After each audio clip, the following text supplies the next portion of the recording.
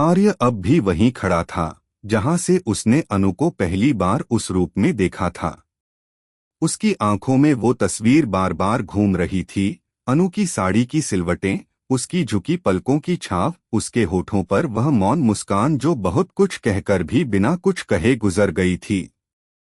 आर्य ने बहुत कुछ देखा था अपने जीवन में, मीरा की शरारतें, दोस्तों की बातें, ऑफिस की हड़बड़ाहट, लेकिन अनु की वो छवि, वो आत्मविश्वास, वह कुछ और ही था। उसे समझ ही नहीं आ रहा था कि उसके भीतर चल क्या रहा है। दिल धड़क रहा था जैसे कोई पुराना राग फिर से गूंज उठा हो, लेकिन दिमाग कह रहा था कि ये सब गलत है क्योंकि मीरा उसकी जिंदगी का हिस्सा है और अनु तो बस एक दोस्त, एक मेहमान। या शायद अब वह खुद इस बात पर भी यकीन नहीं कर पा रहा था। लेकिन अनु के अंदर जो बदलाव आया था वह सिर्फ बाहरी नहीं था। वह अब अपने अस्तित्व के लिए खड़ी थी, एक आत्मनिर्भर स्त्री जो नजरों से नहीं, सोच से जीती है। उसने मीरा की तीखी बातों का जवाब भी उतनी ही गरिमा से दिया जैसे किसी वीरांगना ने शांति से युद्ध को स्वीकार कर लिया हो।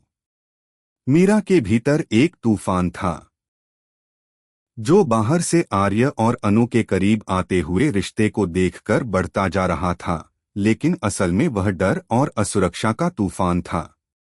उसे लगने लगा था कि अनु न सिर्फ उसके और आर्य के बीच आ रही है, बल्कि वह आर्य के दिल को भी छू रही है, वो हिस्सा जिसे मीरा ने कभी समझा ही नहीं। इसी मानसिक स्थिति में मीरा ने उस रात आर्य से बहस शुरू कर दी, अपने अधिकार का दावा करते हुए। लेकिन आर्य के जवाब अब पहले जैसे नहीं थे। वो चुप नहीं था, लेकिन स्पष्ट भी नहीं। वो हर सवाल का जवाब सोच समझकर दे रहा था, जैसे शब्दों को तौल रहा हो, ये डरते हुए कि कहीं कुछ कह दिया तो दिल की बात निकल न जाए। आर्य अब एक ऐसे मोड़ पर आ गया था जहां उसका दिल और दिमाग दोनों विपरीत दिशाओं में खींच रहे थे। एक ओर मीरा थी, उसका अतीत, उसकी दोस्ती, परिवार की पसंद और सामाजिक स्वीकृति। दूसरी ओर अनु थी, एक नई अनुभूति जो बिना कहे उसकी जिंदगी में प्रवेश कर चुकी थी और अब बिना अनुमति उसके दिल पर राज कर रही थी। वो अनु से दूर रहना चाहता था, लेकिन हर बार उसके करीब खींचता चला जाता था। अनु की चुप्पी भी अब बोलने लगी थी, उसकी नजरें अब सवाल करती थीं और उसकी हर हरकत जैसे आर्य के मन को पढ़ रही थी। अनु जानती थी कि आर्य अंदर ही अंदर टूट रहा है। वह समझ सकती थी कि आर्य को मीरा के साथ मजबूरी में जोड़ा गया है, भावना से नहीं, परंपरा से। और यहीं से अनु ने एक ठान लिया था कि अब वह खुद को साबित करेगी। वह दिखाएगी कि आर्य को सिर्फ प्यार नहीं चाहिए, उसे समझ भी चाहिए, और अनु वही समझ थी, गहराई, सादगी और भावनाओं का संगम। वहीं मीरा अब हर रोज थोड़ा और असहज हो रही थी।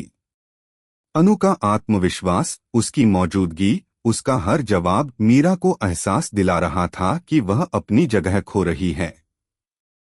उसने अब आर्य से बातें करना बंद कर दिया और उसकी नजरें अनु पर जमी रहती थीं, जैसे वह हर पल उसे परख रही हो, जैसे एक शिकारी अपने शिकार को देखता है, इंतजार में कि कब वो गलती करे और वह वार कर सके।